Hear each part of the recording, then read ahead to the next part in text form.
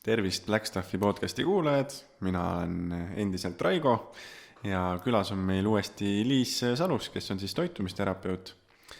Ja tänane teema on meil tuju ja soolestik ning emotsionaalne söömine. Et see on ju seotud otseselt sellega, milline meie tuju on. Et kuidas siis meie soolestiku tervis meie tuju mõjutab? Tuju on muidugi lai mõiste, et sinna alla võib minna ka stress ja emotsionaalne söömine tegelikult on veel täiesti omaette teema. Et kui on su igapäevastress, siis loomulikult meil teatud olukordades võib olla isu suurem, aga teatud juhtudel, kui stress on ikka väga suur ja on väga suur kaotus või lein olnud, me võib-olla ei taha üldse süüa. Et kuigi näiteks üks stressihormoon on kortisool, siis kortisool tekitabki söögiisu. Aga kindlasti mäletad sa ka enda olukorrast elus olukordi, kus isu üldse ei ole, eks ju. Et kuidas siis kellegil. Nüüd emotsionaalsest söömisest rääkida, siis kui nüüd päris söömishäirete juurde minna, et seal need anoreksia, bulimia võivad vajada hoopiski psühholoogilist ja psühhiaatrilist tuge, et seal ainult toitumisega võib natukene hätta jääda. Et sõltub, mis on see olukord. Ja, et see keha on ju nii kompleksne süsteem, et võibki juhtuda olukord, kus näiteks toitumine on vale, mis tekitab stressi ja siis see stress tekitab omakorda siis seda, et sööd rohkem ja toitud veel halvemini ja siis see tekitab veel rohkem stressi ja väga raske võib olla selle rongi pealt nii-öelda maha tulla või maha saada, et mis võib-olla on sellised esimesed sammud, mis aitaksid siis selle luubi või sellise korduva mustri siis katkestada? Ma arvan, et kõige olulisem on see põhjus, miks see olukord on, miks see stress on, miks see tuju on kehva. Et kas see on mingisugune stressirohke olukord, selleks võib olla mis iganes, selleks võib olla töökaotus, lahkuminek, lapsekaotus, mis iganes. Et on asju, mis on sellised ajutised ja mööduvad, et leinast me saame ka mingi hetke lõpuks üle, aga võib-olla on hoopiski mingi asi, mis on siuke igapäevane ja püsiv ja kui sa tõesti ennast kätte ei võta, et väga lihtne näide siinkohal on näiteks kaalumure. Et see on sul kogu aeg sinuga ja tegelikult minu jaoks ühed raskemad kliendid ka toitumisteraapias on väga suure ülekaaluga kliendid, kellel on kilosid tõesti seal 100 ja pluss. Et nad tahavad teha, nad tahavad muutuda, tahavad kaalu kaotada, aga mingil põhjusel see psühholoogia ei ole nii tugev, et nad sellega hakkama saaks. Et seal juhul tõesti ainult toitumisnõustamisest või toitumisteraapiast võib jääda väheseks, et sa võid selle teooria neile ära rääkida, aga psühholoogilist tuge on neil juurde vaja. Et kindlasti jah, see on väga tugevalt ju psüühikaga seotud, aga mis on siis nagu toitumise poole pealt need esimesed sammud, mis võivad nagu kaasa aidata, et ka nii-öelda tekiks see et näe, tõesti on juba natukene parem, et olen siit natukene vähemaks saanud või sealt on natukene, see king läheb jalga või need teksad, mis ei ole aasta aega läinud. Et kindlasti stressiga on oluline veresuhkur tasakaalustada, et see sama GK ehk glükeemiline koormus, et see ei kõiguks meil päeva jooksul. Ja kui veresuhkur ei kõigu, ei peaks meil olema ka lisa selliseid isusid. Et mida need kaalukaotajad tihti teevad, ongi see, et nad piiravad toite, mõni isegi lausa näljutab ennast ja mida ma tihti räägin on ka see, et kui me tahame kaalu kaotada, siis me peame sööma minimaalselt 1200 kilokalorit päevas ja isegi see on tegelikult vähe, aga kaalu kaotajatel ei tule seegi täis, et alla selle kaloraaži meil ainevahetus aeglustub. Et loomulikult normaalne oleks seal sõltuvalt siis keha pikkusest ja kaalust ja kõigest aktiivsust lähtuvalt 1500, 1800, 2000, suurtel meestel aktiivsetel ka 2500 on ja võib-olla mõnel sportlasel 3000 päevas. Et see 1000 ja alla, see on tegelikult näljutamine ja keha jääb meil hätta ja on stressiseisundis.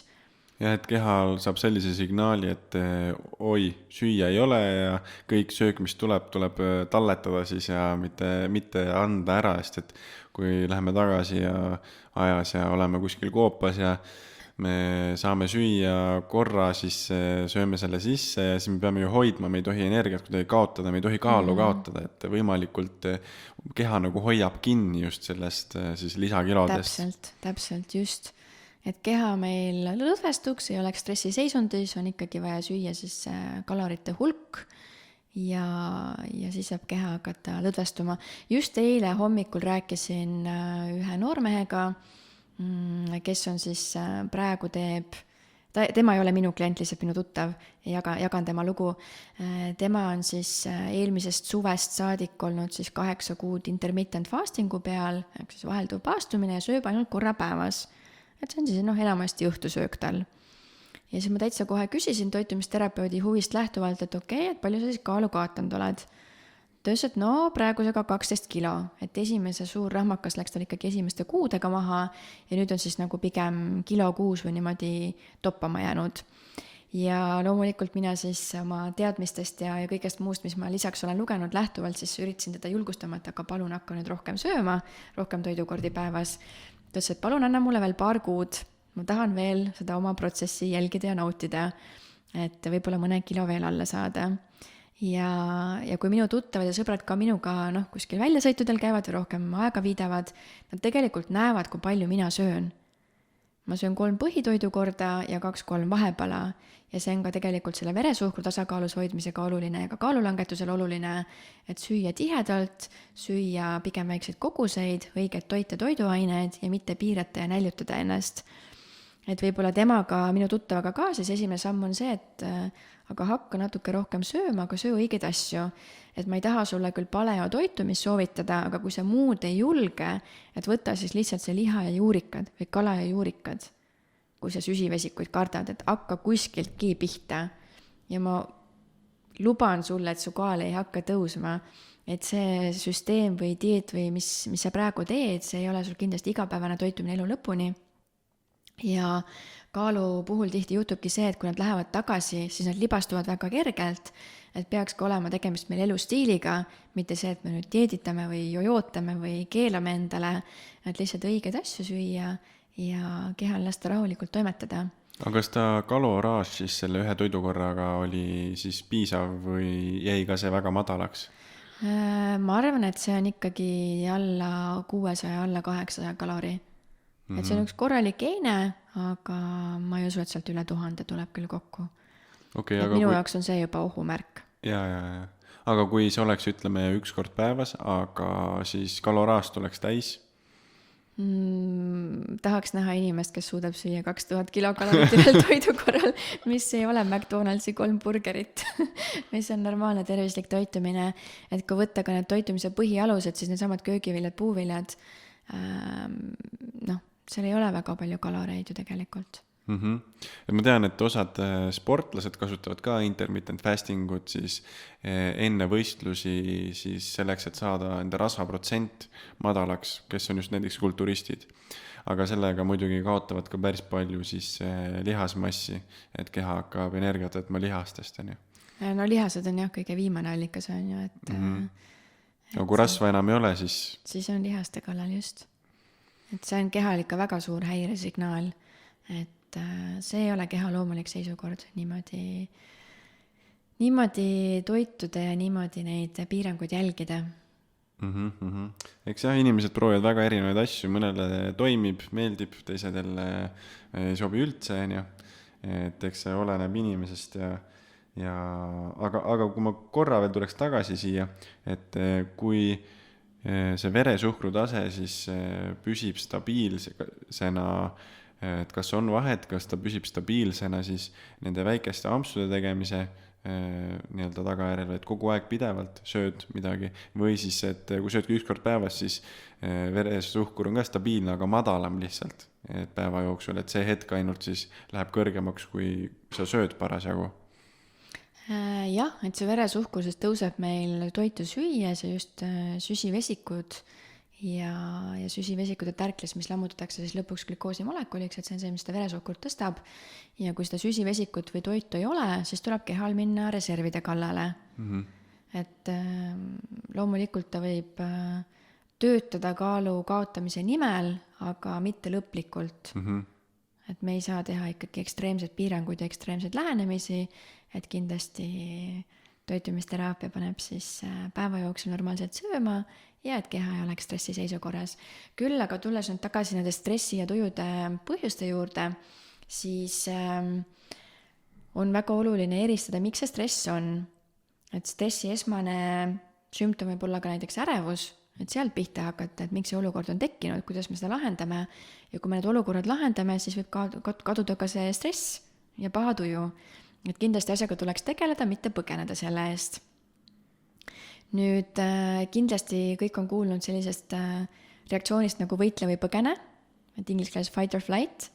Et kui me oleme kogu aeg siis selles ürg- ja koopamehe võitle ja põgene seisundis, et kuskil keegi varitseb meid, siis meil keha ka loomulikult toodab stressihormoone, milleks on ka siis kortisool ja meie keha ei saa rahuneda.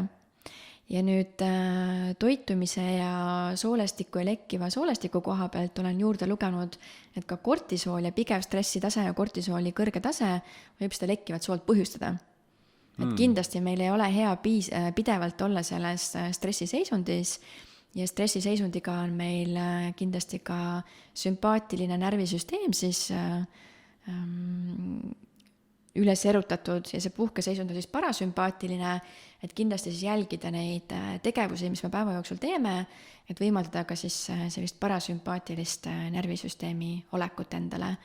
Et näiteks viimane siis seostub unega, puhkusega, jalutamisega, meditatsiooniga, looduses viibimisega, kui me näiteks oleme armunud või armunud olekus, kui me tegeleme lemmikloomadega, et see on kõik sihuke rahustav ja relax moments, et kindlasti siis mitte olla ainult sellises stressis ja liiklusummikutes ja pidevalt multitasking ut ja tööasjad ja lapsed ja kõned ja sinna-siia jooksmine.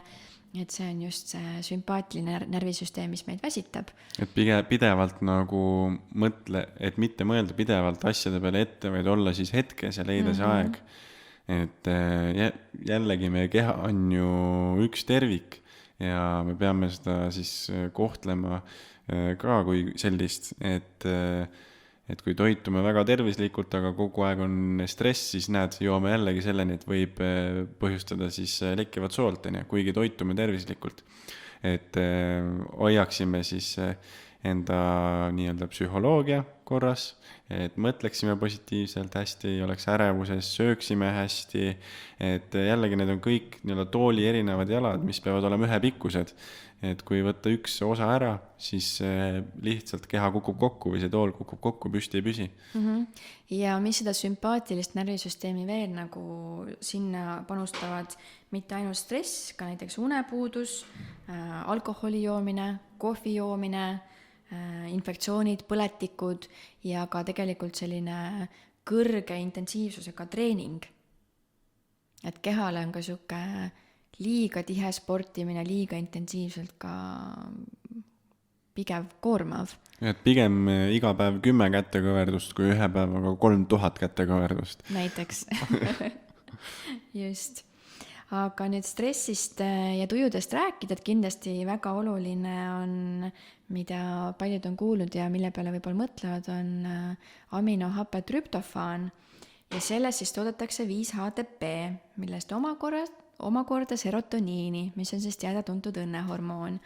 Ja toitumisega, kus seda trüptofaani siis saada on, et kindlasti valgurikas toidus ja mis on siis valgurikka toiduallikad, näiteks kala, liha, munad, oad ja kindlasti olete kuulnud ka, et kalkun on sihuke liha trüptofaani allikas, kus siis võiks seda õnnehormooni siis keha toota, et kalkuni liha siis süüa. Et nüüd on kalkunitest poed tühjad kindlasti, et kõik tahavad palju õnnehormooni tootma panna enda keha. Ma soovitaks tegelikult kanale vahelduseks, et kuna see kana on väga-väga päevakorras nii jõusaalis käijate seas kui kaalulangetajate seas kui lihtsalt naiste rahvaste seas, kes ei taha punast loomaliha süüa, proovige kalkuni hakkliha osta ja teha sellest kotlette. Väga maitsev on. Tõesti väga maitsev on. Et kui nüüd tulla siia tagasi selle emotsioonide ja tujude juurde, siis minul endal on ka nagu näen enda pealt väga hästi, et kuidas võivad need tujud ja tunded, emotsioonid mõjutada seda, mida ja kui palju ma söön.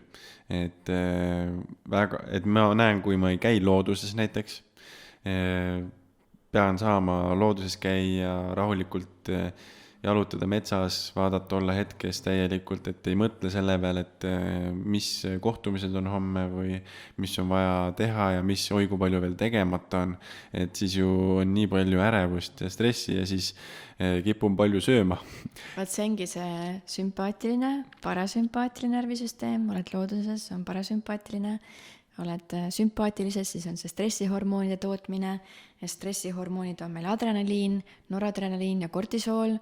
Ja kui kortisool on kõrge, mis vastutab söögisu kasvu eest, siis ongi kogu see sinu sama jutt, mis sa praegu rääkisid, jälle seotud omakorda. Jah, et sealt võib olla väga nagu keeruline tulla nii-öelda maha, et söön midagi halba, sest ma tunnen ennast halvasti ja siis see, et ma sõin halba, paneb mind tundma ennast veel rohkem halvasti. Ja siis veel rohkem halvasti. Just. Ja siis tuleb kaalu juurde, tunned veel rohkem halvasti ennast. Et siis tuleks samamoodi sellest nõiaringist jälle välja saada. Et kas siis teha see otsus ja sealt edasi teha järgmised sammud mõtlemises, toitumises, liikumises või leida endale tugikaaslane, kas siis võib-olla treeninggrupi näol, mõne terapeudi näol, elukaaslase näol ja hästi väikselt pihta hakata. Just. Ja depressioon on ka selline asi, mis võib tekkida, kui väga pikalt on keha siis stressi olukorras. Et kas selle puhul on midagi erinevat ka, mis toitumise juures peaks jälgima? Eks see tuju, stress ja depressioon toitumise koha poolt on ikkagi sarnane, veresuhkur tasakaalus, on uuringuid, kus omega-3 rasvhapped on leitud, et on depressiooni esinemist vähem, loomulikult närvisüsteemil on olulised B-grupi vitamiinid, magneesium ja kõik muud, eks ju, elemendid, D-vitamiin, tsink, seleen ja nii edasi. Et jällegi ainult niisugust ühte ei saa välja tuua, aga see baas ja alus tervislik toitumine võiks olemas olla. Ja kindlasti aminohapped, asendamatud aminohapped ja trüptofan samamoodi. Mis see trüptofan on ja kust me seda saada võiksime? Jaa, et nagu enne ka siis öeldud sai, et trüptofan on siis aminohape ja sellest toodetakse 5 HTP ja sellest omakorda siis serotoniin, et siuke rada, kuidas ta siis kehas niimoodi toimib, eks ju. Just. Et samamoodi, kui me sööme näiteks kala sisse, et siis on seal siuke elementide, keemiliste protsesside elementide rada, kuidas siis ta lõpuks EPA-ks ja TH-ks ja kõigeks muuks siis meile kehas muudetakse. Ja et ma ei teagi, kas nüüd on lubatud või ei ole, et EKOS tegi ka seda 5 HTP nagu kapsleid. Et siis justkui nagu jätab selle ühe faasi nagu vahele, et saab seda 5 HTP-d, mitte siis seda ainet, millest keha ise seda tootma peaks. Et seal ju on ka võib-olla oht sellele, et kui seda nagu pidevalt teha, siis keha saab signaali, et ei peagi ise tootma 5 HTP-d, sest et seda tuleb väljast. Et kas see oht on ka olemas? Toitumisterapeudina 5 HTP-d ma klientidele ei soovita, et selleks võiks olla spetsiaalse koolituse saanud terapeut või funktsionaalse meditsiini arst, kes seda peab vajalikuks ja sa enne salvestust mainisid mulle ka, et see Eestis vist keelati ära, et kas sa tead, mis põhjusel see oli, kas see lihtsalt annus oli liiga suur või üldse keelati ära? Seda ma ei teagi, ma ei olegi praegu kindel selles, et ma midagi olen kuulnud, aga ei midagi kindlat. Sest ma tean, et on mul tuttavad ka, kes on seda lihtsalt tellinud välismaalt. Et mitte, et ma seda heaks kiidaks, aga on siis inimesed jah, see 5 HTP ja kaaba ja mis lisandid välismaal olemas on, siis proovin tellida. Küll aga kõrvalt vaadates oma sõpru-tuttavaid ma ei ole näinud, et nad väga palju õnnelikumaks oleks muutunud. Aga kurvemaks? Kurvemaks võib-olla ka mitte. Et ainult 2 lisandit purgist, et see kindlasti ei asenda meil kogu seda tervislikku toitumist. Ja küll, aga mul on minu arust meeles informatsioon, et 5 HTP-d ei tohiks võtta inimesed, kellel on soolepõletikud. Ka selle pakendi peal, kui ma tuttava purki siis uurisin, millega tegu on, et terapeudina ikka teatud juhtudel on meil toidulisandid vajalikud ja näidustatud, näiteks aneemia korral, D-vitamiini talvekuudel, et ikka uurid ja puurid ja vaatad, et millega tegu on, et oli minu seal purgi peal ka kirjas, et mitte tarbida siis soolepõletikega. ja kindlasti on ju oluline ka, et kui võtta lisandeid, et siis nad oleksid lisandid, mis imenduvad nagu lihtsasti, et on ju ka erinevaid magneesiume näiteks turul. Jah, et kuna magneesium on ka närvisüsteemi jaoks väga oluline ja väga paljudes protsessides kehal, siis neid vorme on erinevaid. Üks lihtsam ja soodsam on näiteks magneesiumtsitraat ja üks kehvematest, mida võib-olla välja tuua, on karbonaat. Et loomulikult neid vorme on erinevaid ja eri siis juhtude puhul ka magneesiumtauraat ja nii edasi, et ka näiteks Epsom-sool, mida võimalik ka jalavannidena teha, et toimib väga hästi, kui soovid lihtsalt õhtul niimoodi sooja jalavanni teleka ees, natuke lõõgastuda, rahustuda, et mis me peale määrime ja ka jalavannidena, et tegelikult ju 70–80% imendub sellest, mis me peale määrime endale. Näiteks ka nahale kreemidena, need samad Epsom-soole jalavannid, et ka sealt kaudu tegelikult võiks ja peaks see magneesium imenduma. Küll nüüd toidulisandutest rääkides, siis kahjuks jah, et tegemist ei ole ravimitega, et nüüd lihtsalt siis meil Eestis registreeritakse, aga keegi ei kontrolli siis nende sisaldust ja imenduvust, et sellisel juhul peaks siis vaatama tootja poolt lisauuringuid, et kas on need uuringud tehtud, kas nad garanteerivad, et see asi on seal sees, kas see imendub, et kindlasti seal mingisugust garantiid praegu ei ole meie turu peal. Absoluutselt, et üks huvitav lugu Radaris oli ka nende toidulisandite kohta, kus nad ise registreerisid seal toidulisandiks siis hapukapsa, mille nad ära kuivatasid, et mingit sugust kontrolli seal ei ole. Ja sellepärast ongi hästi oluline kriitiliselt vaadata, et millised toidulisandeid siis tarbida ja kindlasti küsida ka tootja käest uuringuid ja kinnitusi selle kohta, et mis neil seal sees on ja et see oleks ka turvaline. Et väga palju on ka selliseid ju toidulisandeid, mis on mingi aja vältel siis turult eemaldatud, sest nad ei ole turvalised inimestele. Jah, et meil on ka kindlasti see ülemine lubatud limiit, ehk siis upper limit, et Ameerikas on see suurem, inimesed jällegi saavad ise tellida, eks ju, eraisikuna, aga Eesti siis kohapeal müüa ei ole lubatud. Et need piirmäärad võivad siis riigiti erineda. Et samamoodi meie väga hea meelega inimestele jagame enda uurimusteid, kui küsitakse, meil on hea meel, kui küsitakse ja huvitutakse, et mis ja kuidas täpsemalt, et küsige julgelt, jagame kogu infot, mis meil on. Peaks ka olema võimalik varsti jagada teiega siis hobuste uuringut, mis meil käimas on, et võistlushobused siis kannatavad päris palju soolestiku probleemide käes. Ja siin väga hästi selle teemaga läheb kokku, sest teil on ka pidev stress ja ärevus ja pinged, kui nad on reisimas, neil pannakse valuvaigisteid, antibiootikume, et nad oleksid rahulikumad, siis valuvaigisteid. Ja me teeme nendega uuringuid, mis peaksid niipea avalduma siis ka siis vastavas õiges väljaandes meditsiinilise artiklina ja teadusliku artiklina tähendab.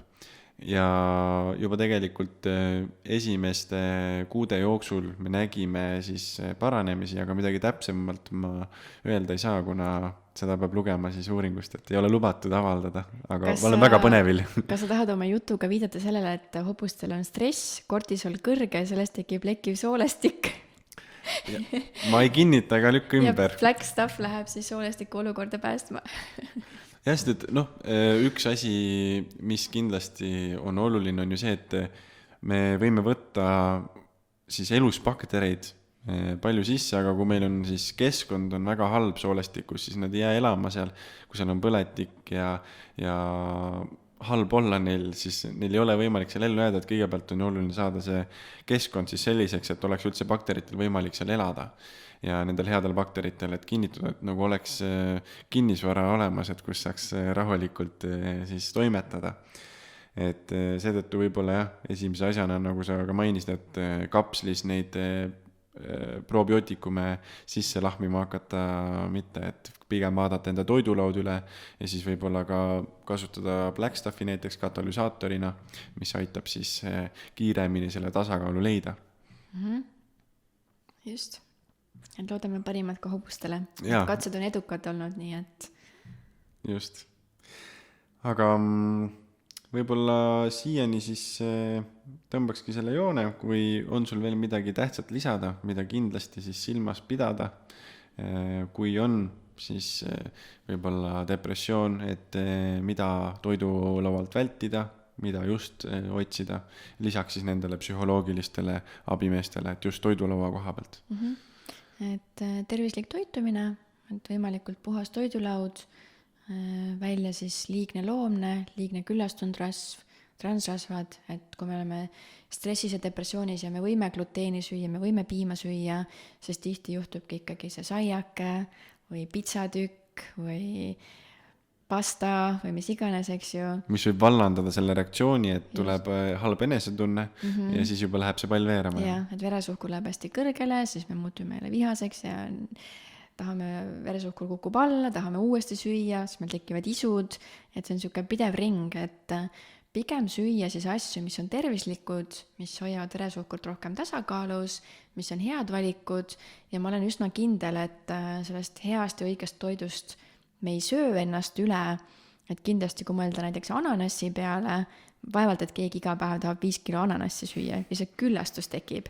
Et tehagi siis head valikud, et tavainimene sööbki siis 2 viilu täistere rukki leiba, koos näiteks juustu või vorstiga, kui ei ole piiranguid, eks ju, gluteenile ja piimale, paneb sinna tomatid, paprikad, korraliku salatilehe, võib-olla praemuna veel kõrvale või keedumuna, et väga korralik hommikusöök. Paari tunni pärast kõht on tühi, võtab mingisuguse puuvilja, pähkleid seemneid, paar tundi läheb mööda, kõht on jälle tühi, siis on aeg lõunasöögiks, võib-olla siis kuskil ise teha või sööklas olles kana, tatart, jälle köögivilju või värsket salatit kõrvale, jälle korralik taldrik on täis sööki ja siis läheb paar tundi mööda, kõht on tühi, jälle mingisugune korralik vahepala, et kui nüüd puuviljast on juba kõht täis saanud hommikul, et võib ka näiteks soolane vahepala olla, et näiteks hummusega mingisugused köögiviljad, aedviljad, et kodus siis on lihtne lõigata näiteks kurki, porgandit, paprikaviile, teha niisugune tipikaste või näiteks guacamolet, nüüd võib ka soolane olla ja siis on meil aeg õhtusööki süüa paari tunni pärast. Et noh, nagu näha on, et seda toitu ja tervislikku toitu mahub väga palju meil päeva jooksul sisse. Ja mina umbes nii toitungi, noh mitte küll rukkileiva ja piimatoodetega, aga mina siis asendan, aga see põhimõte on ikkagi sama või sarnane. Et kas minul on siis gluteenivaba leib või siis ise tehtud tatraleib või näiteks mandlisai, mandlijahust, et mandel on ka väga kaltsiumirikas ja ka nagu enne siis mainitud sai E-vitamiini sisaldub, et kehale anda need alustalad, siis on ta meil ka õnnelik.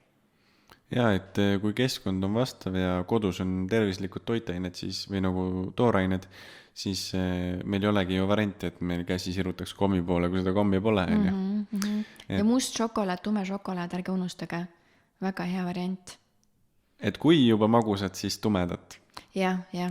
Et mina ise söön kuskil 70-80-90% tumedat ja kindlasti siis ilma piimata ja mitte siis valge suhkruga, et võimalusel siis pruunsuhkur, roosuhkur, kookospalmisuhkur või mis iganes siis muu magustaja, mis on siis rafineerimata ja mis sisaldab siis ikkagi looduslikult kõik esinevat, mis seal olla võiks. Ja mis mulle väga meeldib ise teha, on küpsetada, teha näiteks mandli- ja kookosjahu muffineid ja sinna saab panna igasugused erinevaid vürtse, kaneeli, kardemoni, kurkumit, võib-olla natuke nelki, kakaod, et väga niisuguse mõnusa muffini saab, panna mooniseemneid sisse, mandlilaaste ja ongi sul mitmeks päevaks jälle vahepala olemas. Ja kusjuures väga huvitav, et selle välja tõid praegu, et kui ka näiteks Blackstaffi pulbri võtmine vees on läinud igavaks, siis Blackstaffi ei kaota oma siis toimet või enda neid kemikaale või neid, mitte kemikaale, aga siis enda neid aineid kuumutamise teel. Seega võib panna ka täitsa muffini sisse selle väga päevase koguse. Väga huvitav teadmine, sest ma tavaliselt teen 6 muffinit korraga, et siis 6 kapslis sisse puistada. Jaa, näiteks. Kes Amsterdamis sööb kanepi muffinid, siis mul on Blackstaffi muffinid.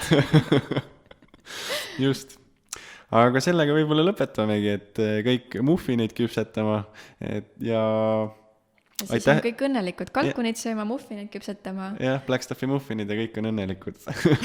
aitäh ka veel kord Huubi perele, kes on võimaldanud meil siin seda podcast salvestama tulla. Kindlasti, kui on võimalik ja on piirangud siis leebunud, tulge siia, vaadake, mis siin toimub. Saab väga mõnusalt vaba aega veeta. Et see on mõeldud siis Pärnus noortele, kes on 26 ja nooremad, et siis toetada nende tegevusi siis kooli ja ülikooli väliselt. Kokku saada, ettevõtlust proovida, podcast'e lindistada ja siin on tõesti väga vahva. Mida iganes pähe tuleb. Jah, stuudio ja lava ja kõik on olemas. Üritusi, ma arvan, korraldada ka lubatakse siin. Väga mõnus keskkond. Ja kohviku osa on, et minul on ka siin öko kohviubadega mandlipiimaga kohvi. Nii et minul on siin väga, väga meeldiv olla. Ja just, et läheb väga hästi kokku ka meie nagu miksiga, et ei ole ükskõik milline suvaline kohvi, vaid on siis selline, mis on ka võimalikult hea kehale. Aga super ja järgmise korrani! Nägemist!